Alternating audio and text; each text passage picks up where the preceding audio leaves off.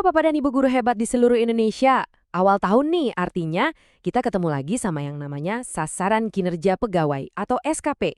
Tapi tenang, jangan panik dulu. Di sini kita akan kupas tuntas semua kebingungan yang ada, biar prosesnya jadi lebih jelas dan gampang. Yap, bener banget. Tantangan tahunan ini datang lagi ya kan? Dan pertanyaan yang paling sering bikin pusing adalah, sebenarnya kita ini harus ngisi SKP di mana sih? Ada platform Merdeka Mengajar, tapi ada juga e-kinerja. Wajar banget kalau kita jadi bingung harus mulai dari mana. Nah, ini dia nih, biang kerok kebingungannya. Di satu sisi, ada e-kinerja dari BKN yang mungkin udah lebih kita kenal. Di sisi lain, ada PMM yang sekarang makin jadi andalan kita sehari-hari. Jadi, kita harus pilih yang mana? Yang wajib diisi yang mana? Yuk, kita cari tahu jawabannya bareng-bareng. Oke, biar runut kita akan bahas semuanya satu persatu ya. Kita mulai dari kenapa ini jadi tantangan, terus kita lihat gimana PMM jadi jawaban utamanya. Setelah itu, kita intip cara merencanakan dan melaksanakannya di PMM, lalu kita luruskan juga soal e-kinerja BKN, dan terakhir kita simpulkan poin paling penting yang harus kita pegang. Oke, kita mulai dari akarnya dulu ya. Kenapa sih ini bikin bingung? Pergeseran ke platform digital ini kan tujuannya bagus, biar efisien. Tapi di awal-awal, perubahan sistem seperti ini justru seringkali menimbulkan pertanyaan baru bagi kita, para guru dan kepala sekolah. Nah, inilah inti tantangannya. Sebelum kita melangkah lebih jauh, kita samain frekuensi dulu ya. SKP atau sasaran kinerja pegawai itu pada dasarnya adalah target kerja tahunan yang wajib disusun oleh setiap ASN, termasuk kita semua. Ini jadi dasar penilaian kinerja kita selama setahun. Dan sekarang, jawaban yang paling ditunggu-tunggu. Jadi, buat kita semua, para pendidik di bawah naungan Kemendikbudristek, SKP itu harus dikerjakan di mana? Jawabannya, tegas dan cuma satu. Nah, lihat deh pengumuman resminya ini. Jelas banget tertulis, pengelolaan kinerja untuk guru dan kepala sekolah sekarang dilakukan di platform Merdeka Mengajar. Kuncinya ada di kalimat terintegrasi dengan e-kinerja. Artinya apa? Artinya PMM itu sekarang jadi pintu utama kita. Udah nggak ada jalur lain. Biar gampang bayanginnya, gini deh. Anggap aja PMM itu gerbang tol otomatis yang baru. Canggih, cepet, nggak pakai antri. Nah, e-kinerja itu jalan tolnya, yaitu sistem kinerja nasional. Jadi, kita semua sekarang masuk lewat gerbang PMM, terus data kita otomatis nyambung ke jalan tol itu. Simpel kan?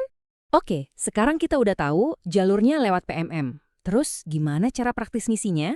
Yuk kita bedah tahap pertamanya, yaitu perencanaan kinerja, langsung di dalam PMM.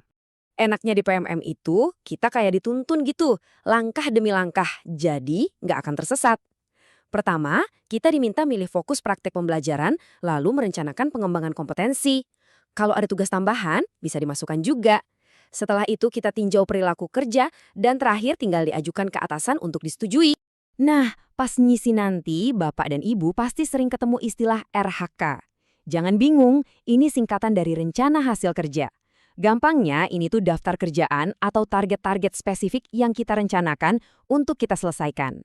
Nah, ini dia penampakannya langsung di dalam PMMM. Keren ya, kita bisa pilih beberapa RHK sekaligus untuk pengembangan kompetensi. Coba perhatikan deh, setiap kegiatan yang kita pilih itu udah ada rinciannya. Targetnya apa, bukti dukungnya apa, bahkan ada poinnya juga. Jadi jelas banget. Selain buat pengembangan diri, kita juga bisa nambahin tugas-tugas tambahan. Misalnya nih, ada yang menjabat sebagai wakil kepala sekolah. Tinggal tambahin aja di sini. Bukti dukungnya apa? Ya, surat keputusannya. Praktis banget. Oke, perencanaan udah beres dan disetujui atasan. Terus ngapain?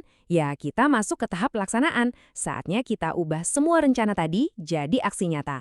Dan tentunya kumpulin bukti-buktinya. Alur waktunya juga udah dibikin jelas banget nih sepanjang tahun. Jadi di semester pertama, kita fokus ke perencanaan dan persetujuan. Nanti di semester kedua, baru dia masuk ke tahap observasi, diskusi, unggah bukti, sampai akhirnya penilaian di akhir tahun. Nah, ini bagian yang paling praktis. Kalau kita udah ikut pelatihan misalnya, sertifikatnya tinggal klik, unggah, selesai. Semuanya kesimpan rapi di satu tempat. Nggak ada lagi tuh drama cari-cari berkas yang hilang. Sekarang, pertanyaan pamungkasnya, terus e-kinerja BKN itu gimana nasibnya? Apa udah nggak kepake sama sekali?